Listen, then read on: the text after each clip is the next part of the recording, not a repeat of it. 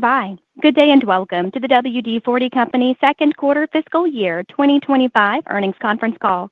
Today's call is being recorded. At this time, all participants are in a listen-only mode. At the end of the prepared remarks, we will conduct a question-and-answer session. To register a question at any time during this call, please press star one on your telephone keypad. Please make sure that your mute function is turned off to allow your signal to reach our equipment. If at any time during the conference you need to reach an operator, please press star zero on your telephone keypad. I would now like to turn the presentation over to the host for today's call, Wendy Kelley, Vice President, Stakeholder and Investor Engagement. Please proceed. Thank you. Good afternoon, and thanks to everyone for joining us today. On our call today are WD-40 Company's President and Chief Executive Officer, Steve Brass, and Vice President and Chief Financial Officer, Sara Hyzer. In addition to the financial information presented on today's call, we encourage investors to review our earnings presentation, earnings press release, and Form 10-Q for the period ending February 28, 2025. These documents will be made available on our investor relations website at investor.wd40company.com. A replay and transcript of today's call will also be made available shortly after this call. On today's call, we will discuss certain non-GAAP measures. The descriptions and reconciliations of these non-GAAP measures are available in our SEC filings, as well as the earnings documents posted on our investor relations website. As a reminder, today's call includes forward-looking statements about our expectations for the company's future performance. Actual results could differ materially. The company's expectations, beliefs, and projections are expressed in good faith, but there can be no assurance that they will be achieved or accomplished. Please refer to the risk factors detailed in our SEC filings for further discussion. Finally, for anyone listening to a webcast replay or reviewing a written transcript of this call, please note that all information presented is current only as of today's date, April 8, 2025. The company disclaims any duty or obligation to update any forward-looking information as a result of new information, future events, or otherwise. With that, I'd now like to turn the call over to Steve. Thanks, Wendy, and thank you all for joining us today. Today, I'll start with an overview of our sales results for the second fiscal quarter of 2025. I'll also provide updates on our must-win battles and key strategic enablers. After that, Sara will go over our second quarter results in more detail, provide a brief update on the anticipated divestiture of our home care and cleaning business, review our 55-30-25 business model, and share an updated outlook for fiscal year 2025. We'll then open the floor for your questions. Today, we reported net sales of $146.1 million for the second quarter, which was an increase of 5% from the second quarter of last fiscal year. Changes in foreign currency exchange rates have been a bit of a headwind for us this quarter. Adjusting for estimated translation impact of foreign currency, net sales would have been $150.9 million, reflecting an increase of 9% compared to the prior year fiscal quarter. Our target sales growth for core maintenance products remains in the mid to high single digits. In the second quarter, we achieved $139.3 million in net sales for these products, a 6% increase despite currency headwinds. This performance aligns with our long-term growth target. Much of this growth was driven by strong volume performance. We experienced double-digit volume growth both in the second quarter and year-to-date, with particularly strong volume growth in EMEA. Now let's talk about second quarter sales results in dollars by segment, starting with the Americas. Total sales in the Americas, which includes the United States, Latin America, and Canada, increased 3% in the second quarter to $65.5 million compared to the same period last year. Adjusting for estimated translation impact of foreign currency, net sales in the Americas would have increased by 5% compared to the prior year fiscal quarter. Sales of maintenance products increased 4% in the second quarter to $62.4 million compared to the same period last year. The bulk of this growth was driven by higher sales volume of WD-40 multi-use product in Latin America, which increased 47% compared to the prior year quarter. Sales of WD-40 multi-use products in Latin America were favorably impacted by our transition to a direct market model in Brazil.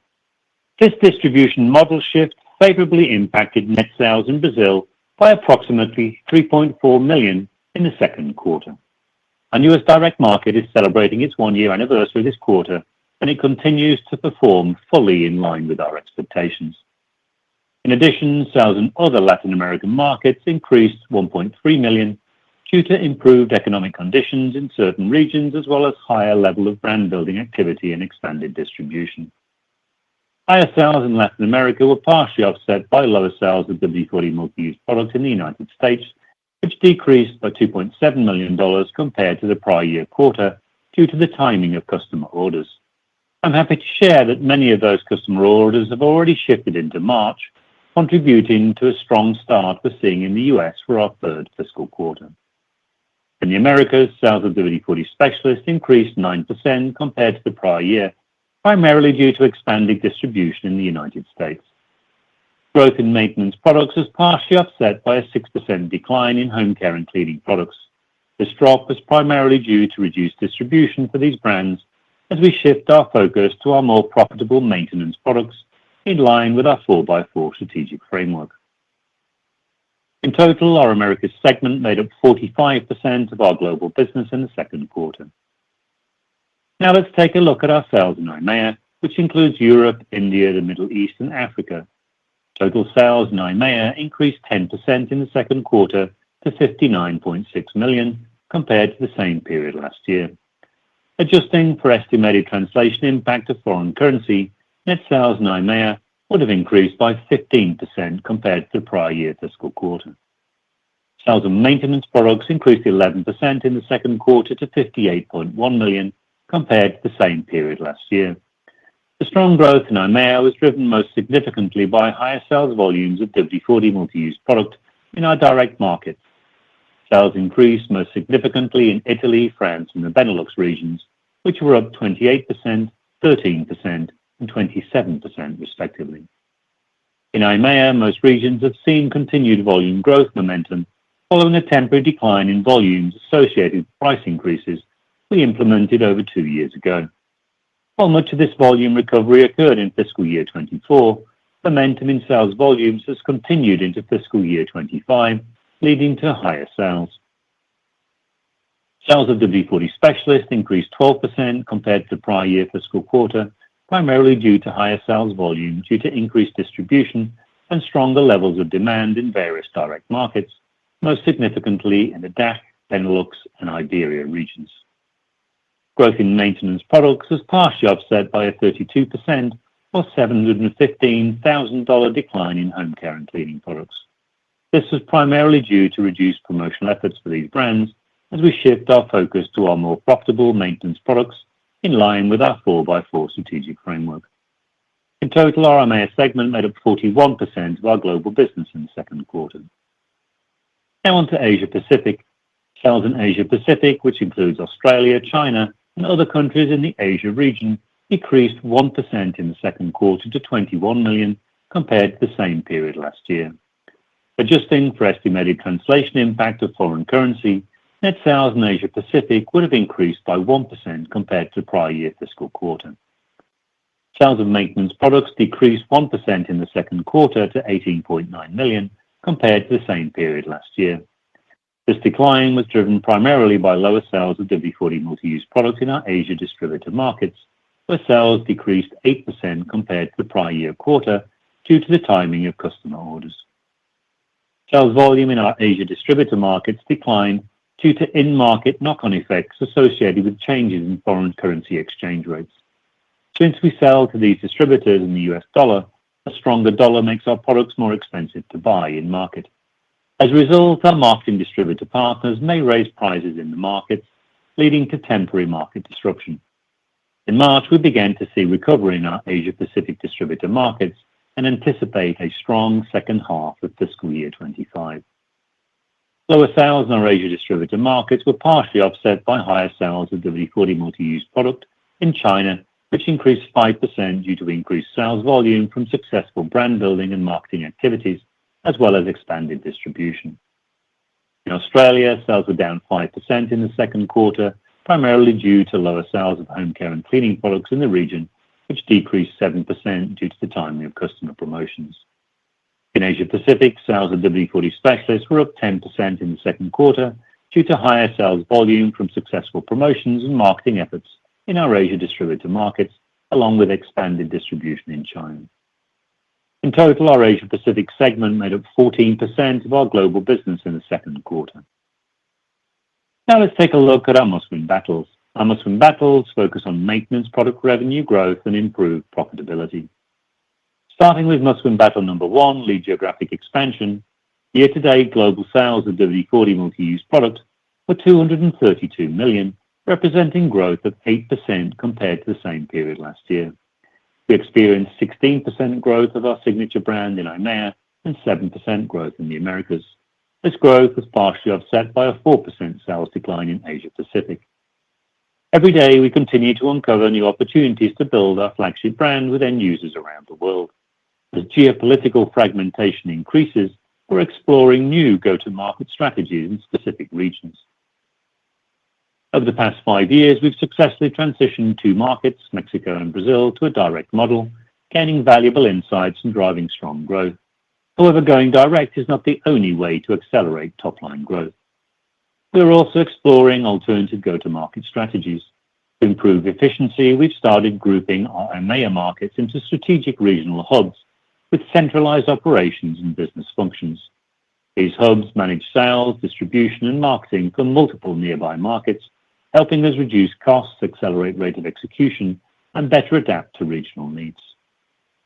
In the Asia Pacific region, we're adopting hybrid models in some markets to accelerate learning and growth. We've identified Indonesia, Vietnam, and Japan as top market opportunities within our Asia distributor network. Experience has shown that having boots on the ground benefits both our company and our distributor partners.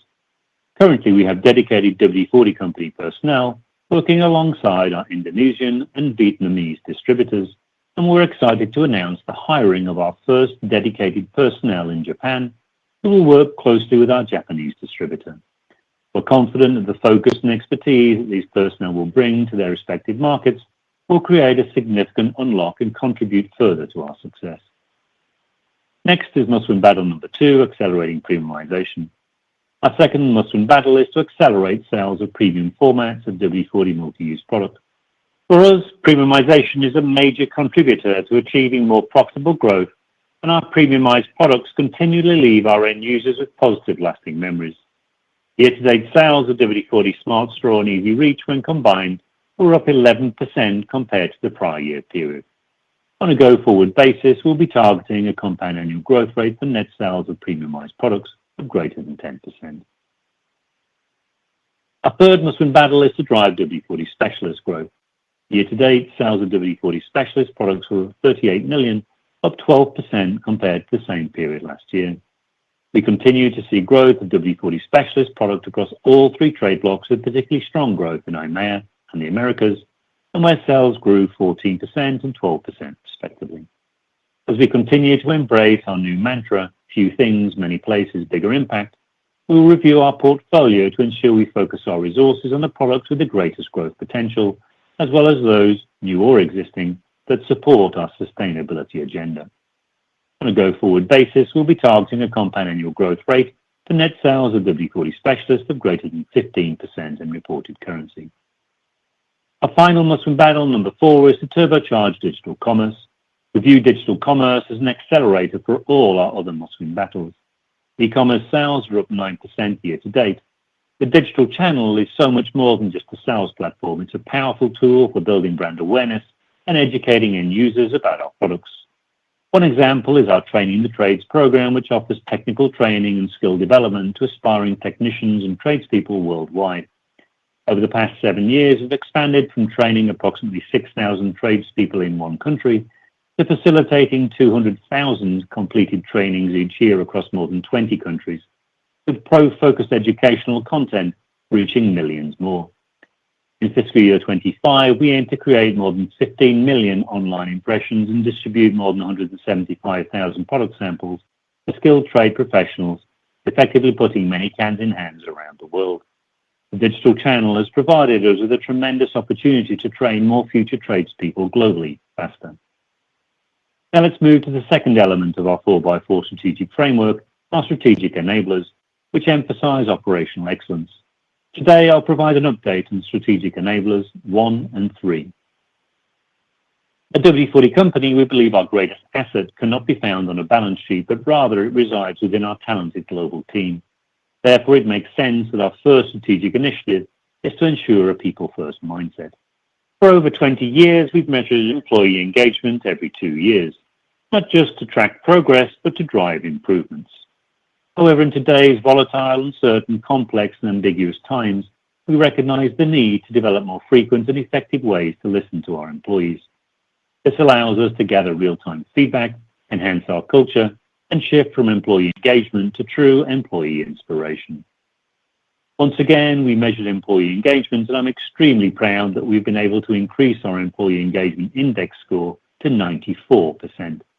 In addition, 94% of our employees agree that they understand the strategy for achieving WD-40 Company's future goals and ambition.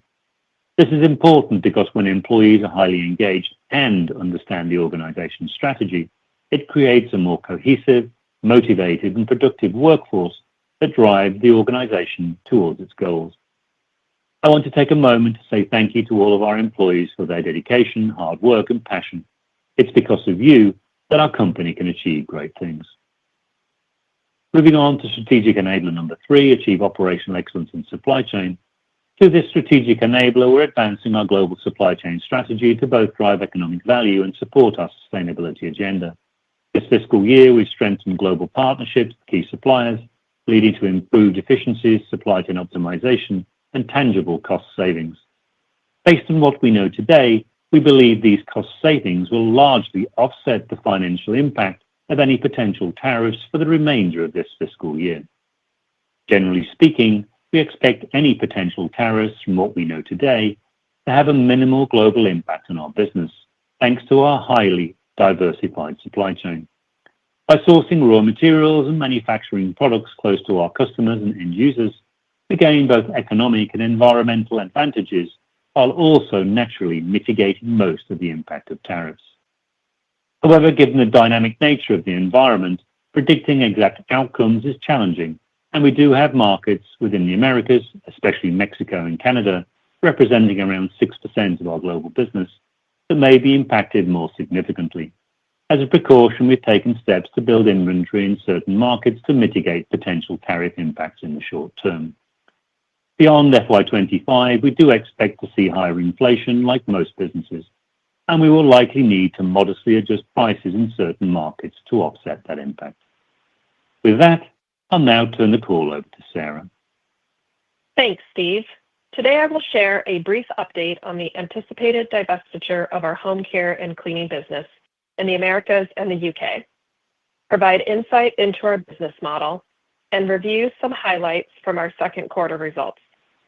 I will also share an updated outlook for fiscal year 2025. Last quarter, we met all the criteria to classify the assets we intend to sell as held for sale on our balance sheet, indicating progress on this journey.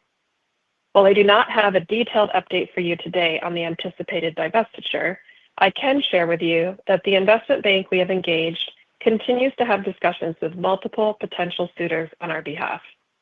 While there are no certainties on closing a deal with potential buyers and going to the market, our expectation is that we will likely complete the divestiture of these brands over the coming months.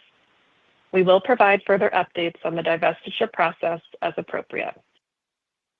Our 55-30-25 business model continues to be a long-term beacon that we will move toward and align with over time. In the short to midterm, we continue to think about each critical component of the model in a range. Let's start with a look at our second quarter gross margin performance. We target a range of 50 to 55% for gross margin, and we have made significant progress improving our gross margin over the last several quarters. In the second quarter, our gross margin was 54.6%, up from 52.4% last year. This represents an improvement of 220 basis points compared to the second quarter of last year. Gross margin benefited 110 basis points from lower costs of our cans and 90 basis points from lower costs associated with specialty chemicals used in the formulation of our products. We are also happy to share with you that gross margin improved in both IMEA and the Americas this quarter compared to the second quarter of last year. Within IMEA, gross margin improved 440 basis points to 58.1%. The Americas improved their gross margin by 70 basis points to 50.1%. In Asia Pacific, gross margins remained steady at 58.4%, which was a slight decline of 10 basis points. As a reminder, gross margin recovery has been a central focus for senior leadership, who are incentivized to recover gross margin to 55% and beyond. Year to date, our gross margin was 54.7%, up from 53.1% last year. Excluding the impact of the home care and cleaning businesses we plan to divest, our gross margin is 55.2%, positioning us to exceed 55% by the end of fiscal year 2025. In fact, we currently believe we will achieve gross margin of between 55 and 56% in fiscal year 2025, 1 year earlier than previously projected. There are things that could knock us off course, and we continue to carefully observe the cost landscape, impact of tariffs, timing of execution of our supply chain cost initiatives, and our success in divesting of our assets held for sale. However, we are very happy with the significant improvements we have seen to gross margin over the last several quarters, and we believe we will be above our target of 55% for the fiscal year. Now turning to our cost of doing business, which we define as total operating expenses less adjustments for certain non-cash expenses. Cost of doing business is primarily comprised of 3 areas: investments in our employees, investments in building our brand globally, and freight expense to get our products to our customers. Cost of doing business as a percentage of net sales is how we measure how efficient we are at operating our business. We target a range of 30 to 35% as a percentage of net sales for our cost of doing business. This quarter, our cost of doing business as a percentage of net sales was 38%, compared to 36% in the same period last year. In dollar terms, our cost of doing business increased $4.7 million, or 9%, primarily due to higher employee-related expenses, including higher accrued incentive compensation and stock-based compensation expense. In addition, investments made in brand-building activities increased period over period. As a percentage of sales, our A&P investment was 5.1%, compared to 4.8% in the second quarter of the prior year. Our A&P investment is currently tracking below our full-year guidance of 6% due to the timing of promotional programs. However, we have several brand-building activities planned for the second half of this fiscal year, which we estimate will bring our A&P investment in line with our projected guidance of approximately 6% of net sales. We expect to see improvements in our cost of doing business metric over time as sales grow, which is the most important factor in managing our cost of doing business towards our long-term target of 30 to 35%. Turning now to adjusted EBITDA. We believe looking at adjusted EBITDA as a percentage of sales is beneficial to measure our profitability and to assess operational efficiency. Our 25% target for adjusted EBITDA margin is a long-term aspiration. However, we continue to believe we can move adjusted EBITDA margin back to our midterm target range of 20 to 22%. In the second quarter, our adjusted EBITDA margin improved slightly to 18%, compared to 17% in the same period of last year. We believe looking at adjusted EBITDA in dollar terms can also be useful for assessing absolute performance. In the second quarter, our adjusted EBITDA was $25.8 million, up 10% from prior year. As we've mentioned previously, as we successfully divest the brands that are held for sale, we will need some time to digest the impacts. Although these home care and cleaning brands produce a lower gross margin than our maintenance products, there is a lower level of operating expenses associated with these brands, primarily because no employees or resources are fully dedicated to them. If we successfully divest these brands, we will lose approximately $23 million in annual revenue, but with little associated operating expenses. As a result, our cost of doing business and adjusted EBITDA metrics will see a temporary setback on a percentage basis. However, selling these brands will position us as a higher growth, higher gross margin company while also freeing up capacity for employees to focus on higher priority projects that will align with our strategic framework. Now let's discuss operating income and EPS, as well as a non-cash tax event that impacted our reported results. Operating income improved to $23.3 million in the second quarter, an increase of 11% over the prior quarter. Diluted earnings per common share for the quarter were $2.19 compared to $1.14 for the second quarter last year. This quarter, we recorded a non-cash event that materially impacted our net income and EPS. In fiscal year 2019, we took an uncertain tax position related to the Tax Cuts and Jobs Act, specifically for calculating the one-time toll tax on unremitted foreign earnings. This resulted in a reduction in earnings in 2019. With the recent expiration of the federal statutes in December, the company released the unrecognized tax benefit associated with this mandatory one-time toll tax. The release of this tax benefit resulted in a favorable income tax adjustment of $11.9 million this quarter.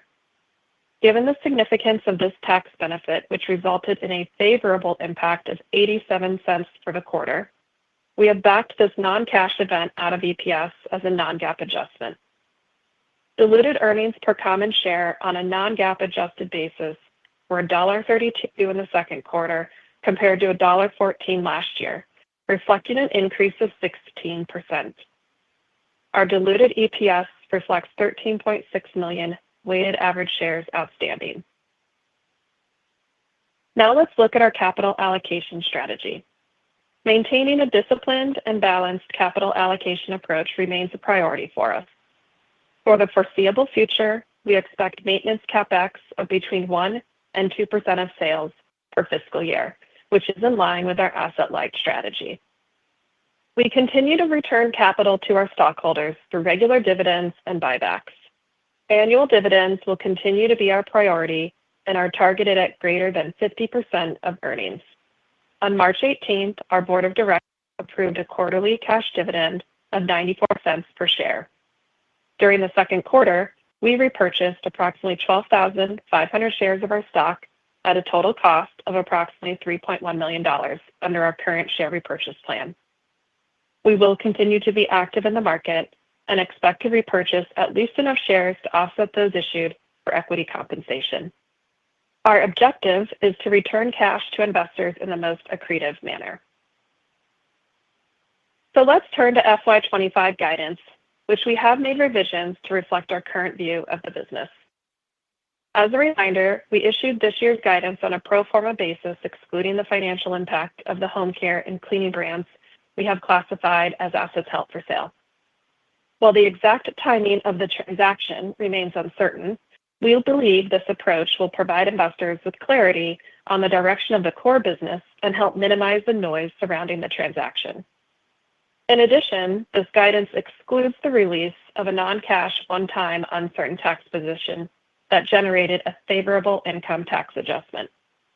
I encourage investors to review our second quarter fiscal year 2025 earnings presentation, which includes a pro forma view. Our updated guidance for fiscal year 2025 is as follows.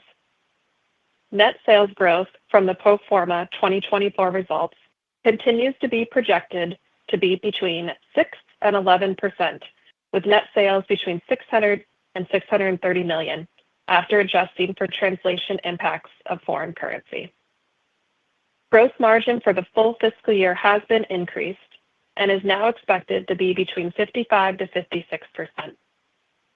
Advertising and promotion investment continues to be projected to be around 6% of net sales. Operating income continues to be projected to be between $95 and $100 million, representing growth of between 6 to 12% over the pro forma 2024 results. While we are raising our guidance for gross margin, our guidance for operating income remains unchanged due to the impacts of foreign currency exchange headwinds. The provision for income tax is now expected to be around 22.5%, which is driving an increase to non-GAAP diluted earnings per share, which is now expected to be between $5.25 and $5.55. Non-GAAP EPS is based on an estimated 13.5 million weighted average shares outstanding. This range represents growth of between 11 and 17% over the pro forma 2024 results. This guidance assumes no major changes to the current economic environment. Unanticipated inflationary headwinds, foreign currency exchange fluctuations, changes in trade tariffs, and other unforeseen events may further affect the company's financial results. In the event we are unsuccessful in divesting the assets currently held for sale, our guidance would be positively impacted by approximately $23 million in net sales, $6 million in operating income, and 33 cents in diluted EPS on a full year basis. That completes the financial overview. Now, I would like to turn the call back to Steve. Thank you, Sarah. In summary, what did you hear from us on this call? You heard that we experienced double-digit volume growth both in the second quarter and year-to-date, with particularly strong volume growth in EMEA. You heard that after adjusting for estimated translation impact of foreign currency, net sales would have increased 9% compared to the prior year fiscal quarter. You heard that sales of our maintenance products were up 6% in the second quarter, despite currency headwinds, and that this performance aligns with our long-term growth target. You heard that sales of WD-40 multi-use products were up 8% year-to-date. You heard that sales of WD-40 Specialist were up 12% year-to-date. You heard that we've been able to increase our employee engagement score to 94%. You heard that we've strengthened global partnerships with key suppliers, leading to improved efficiencies, supply chain optimization, and based on what we know today, we believe these cost savings will largely offset the financial impact of any potential tariffs for the remainder of this fiscal year. You heard that we've made improvements to gross margin over the last several quarters, and that we believe will be above our target of 55% by the end of fiscal year 2025. And you heard that we made an upward revision to our full fiscal year 25 gross margin and EPS guidance. Thank you for joining our call today. We'd now be pleased to answer your questions. Ladies and gentlemen, if you would like to register a question, please press *1 on your telephone keypad. Please make sure your mute function is turned off to allow your signal to reach our equipment. If your question has been answered and you would like to withdraw your registration, press *1 a second time. Our first question will come from the line of Daniel Rizzo with Jefferies. Please go ahead. Good morning, everyone. Thank you for taking my questions. If we can start with tariffs, I understand you're making some adjustments, but I was wondering how much you ship across borders if you produce and sell locally, or how much tariffs will have an impact, both the tariffs that's being proposed by the U.S. and I guess the retaliatory tariffs from China. Just any color you can provide on the ongoing volatile environment. Sure. Hey, Dan, it's Steve. We are centralized supply chain, and so the tariff risk is somewhat mitigated by that. Of course, we're not fully immune. So in the United States, as you perhaps know, we manufacture for the U.S., mostly in the U.S. There are, small elements of components that are brought in, but the vast kind of element of the supply chain in the U.S. is reasonably tariff immune. Of course, there are costs such as steel tariffs that will work their way through as we go through, but they're being offset also by other costs. And so this decentralized nature of our supply chain helps a lot. We've got a lot of supply chain optimization measures happening this fiscal year, and we currently believe, as of today, what we see today and what we know today, that our supply chain optimization and cost-saving measures will largely offset any impact of tariffs for the remainder of this fiscal year. Beyond this fiscal year, we will kind of, look at our forward cost base, and we kind of indicated that we will look at small or to moderate inflationary plus type increases, as we experience potential inflation going forward. Okay, so China announced retaliatory tariffs. It's very early, but they also announced or alluded to maybe restricting sales within the country and just doing other things that are just kind of as a retaliation against the U.S. I was wondering if that affects you guys at all, that they're restricting your product, they're restricting what you can do, or there's any signs of any potential emerging headwinds from that. So as of today, we see no risk there. So we manufacture in China for China, and as you perhaps know, we export from China to the Asian markets, as well as manufacturing in Australia, and we're ramping up manufacturing also in other Asian markets. And so within China at the moment, we are kind of seen as a local brand in many places we operate around the world. And so as of today, we don't see any material risk to our operations in China because of our localized supply chain. And the fact that, we have Chinese nationals fully operating our Chinese business, that we are seen very much as kind of a local business in many places around the world. Okay, and thank you for that. And then you mentioned optimizing your supply chain. I was wondering if that means you're going from dual sourcing to sole sourcing or vice versa, or just a little bit of color on that. If it means, you're going to more sources to make it less, more cost effective maybe, and a little more stable, or if you're going to one source to make it more optimized, or how we should think about it. So it's a combination of all those things. So the net result is that we have a better, more diversified geographic footprint to our supply chain, which is serving the major areas of growth in the business, whilst also extracting. So you may be aware that we did invest in a global supply chain leadership position a couple of years ago, and we're starting to bear the fruit in terms of the high quality analysis that's led to global cost savings and leveraging kind of our global partnerships. And so it's a combination of lots of things that's leading to a much more kind of de-risked, localized supply chain, but also driving cost savings for us. Does it take a while to kind of qualify a supplier? I mean, is it a multi-year process? Is it a multi-month process? Or how does it work, and how easy is it to shift? Yeah, there's a time lag, right? And so bringing on, for example, a new aerosol filler takes more than a year. You're looking at 18 months to 2 years to fully see that through. But we're well in the process. We have multiple moves around the world where that's already happening, and we're further diversifying our supply chain, whilst also optimizing for the global nature of our business in many areas. Okay, and just two more questions. One, so your gross margins are expected to be a little bit better than expected, but the operating income is the same. So I assume that's from SG&A, or it appears to be from SG&A. And I guess I just want to make sure if that's just coming from higher expected compensation expenses for the rest of the year, or if there's something else that's keeping those SG&A expenses elevated through the end of the year. Hey, Daniel, I can take that one. So the guidance, the SG&A costs for the year are substantially as expected when we look out both in the first half and the back half of the year. The reason the operating income is not shifting with the increase in our margin is strictly from the impact of the foreign currency. So when you look at the air conditioner just went on in here. So the impact of foreign currency for the first half of the year has been a headwind, and when we look at that for the full year, depending on which market you're looking at, the impact of that is now masking, the gross margin is masking the headwind of the foreign currency. So our operating income is expected to be in line with the initial expectations that we had at the beginning of the year. But FX has fallen recently, though, so could that provide some upside that's not currently being expected? Potentially, when we look at the couple of them, the biggest market that for us is the euro, and I would agree that the euro has trended up in the last month. When we put guidance together, we obviously are looking at more recent rates, and so that could be a tailwind for us if it holds in the back half of the year.